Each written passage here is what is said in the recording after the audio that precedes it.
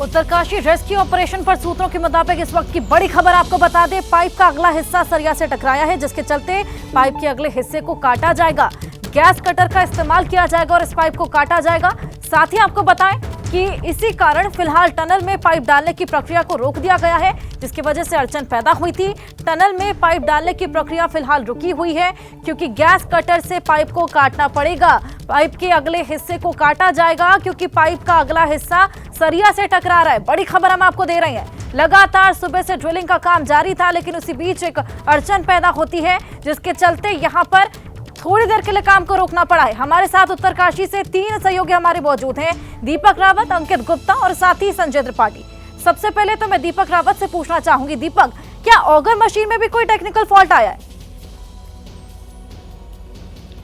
जी बिल्कुल, auger machine में ही fault आया है। उसका जो आगे का हिस्सा होता है, जो टनल में छेद करने का काम कर रहा है, रास्ता बनाने का काम कर रहा है, उसके आगे दरअसल जब वो लोहे की रॉड आई, स्टील की रॉड आई, ये पहले भी कहा गया था कि ये ऑगर मशीन जो है ये पत्थर को छेद सकती है, मलबे को छेद सकती है, लेकिन किसी लोहे या स्टील को नहीं छेद सकती। और जब ये उससे टकराई तो ये इसका आगे का प्लेट है वो टूट गया है। लेकिन अब इस प्लेट को बदलने के लिए एक्सपर्ट की टीम बुलाई गई है। दिल्ली से 10 लोगों की एक्सपर्ट की टीम किसी भी वक्त यहाँ हेलीपैड पर पहुंच सकती है। वही एक्सपर्ट टीम इस पूरे आगे का जो हिस्सा है उसको चेंज करेगी और उसके बाद इसमें ड्रिलिंग का काम हो पाएगा। एक और मशीन को यहाँ पर स्टैंड बाय जरूर रखा गया था ऑगर मशीन का, लेकिन जब उसके बारे में पता किया कि उसको क्यों नहीं इस्तेमाल किया जा रहा है, तो उसके बारे में ये कहा जा रहा है कि 24 घंटे लगते हैं एक मशीन को हटाकर दूसरी मशीन को इंस्टॉल करने में, इसलिए वो कारगर तरीका नहीं है, ज़्यादा देर नहीं की जा सकती। जब हम बिल्कुल करीब पहुँच गए हैं उन लोगों के जो लोग 12 दिनों से वहाँ फंसे हुए हैं, तो फिलहाल एक्सपर्ट की टीम किसी भी वक्त यहाँ पर पहुँच सकती है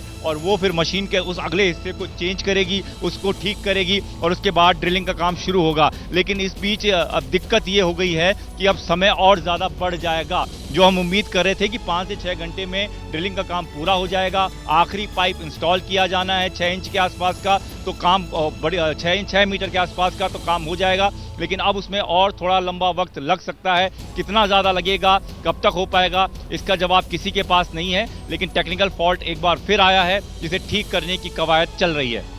बिल्कुल अंकित, हम देख रहे हैं किस तरीके से टेक्निकल फॉल्ट्स लगातार आते जा रहे हैं। मशीन में बताया जा रहा है कि तकनीकी खराबी हो गई है। दिल्ली से टीम बुलाई गई है। कितने समय में ये टीम पहुंच जाएगी, कब से काम शुरू हो जाएगा और अब कितना वक्त लग सकता है आगे? देखिए, वक्त का इस वक्त किसी को अंदाजा नहीं है, क्योंकि कल जो है दोपहर में कहा गया था कि मुमकिन है कि हम जो है देर शाम को या देर रात में इस जो रेस्क्यू ऑपरेशन को पूरा कर लें। देर रात में कहा गया कि सुबह 5 बजे तक के, क्योंकि जिस तरीके से प्रोसेस चलता है उसके आधार पर आप एक अंदाजा लगा सकते हैं। लेकिन जब कोई तकनीकी दिक्कत आती है तो उसके बाद में एक नए सिरे से उस पर काम किया जाता है, उस तकनीकी दिक्कत को दूर किया जाता है और फिर जो काम शुरू किया जाता है। इस वक्त जो जिस बात का जिक्र दीपक ने किया है, उस हिसाब से देखा जाए तो अभी जो है अब इस पूरा जो रेस्क्यू ऑपरेशन में मुमकिन है, जो पहले कहा जा रहा था कि दोपहर में 11-12 बजे तक पूरा हो सकता है, अब मुमकिन है कि शाम का 3-4 भी बज जाए। लेकिन अभी कुछ भी कहना जल्दबाजी है। लेकिन इस वक्त जब मैंने एक्सपर्ट से कुछ बात की है, यहाँ पर जो एक्सपर्ट्स मौजूद हैं, उनका ये कहना है कि इस मौके पर आकर के ये आखिरी के जो 5 से 7 मीटर का जो डिस्टेंस है, जो कवर करना है, पाइप को जो पुश करना है, वो बेहद क्रिटिकल है और यहाँ पर जो है किसी तरीके की चूक हम नहीं बर्दाश्त कर सकते। लिहाजा हमने काफी हद तक 90% काम अचीव कर लिया है, लेकिन आखिरी का जो 10% है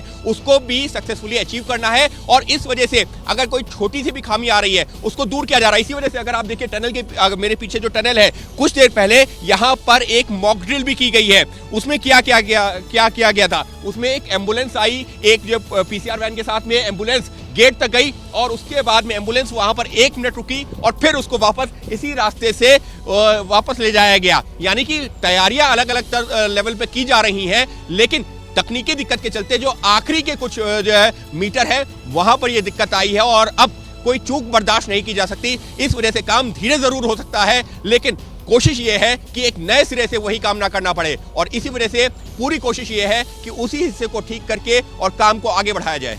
जी बिल्कुल बिल्कुल।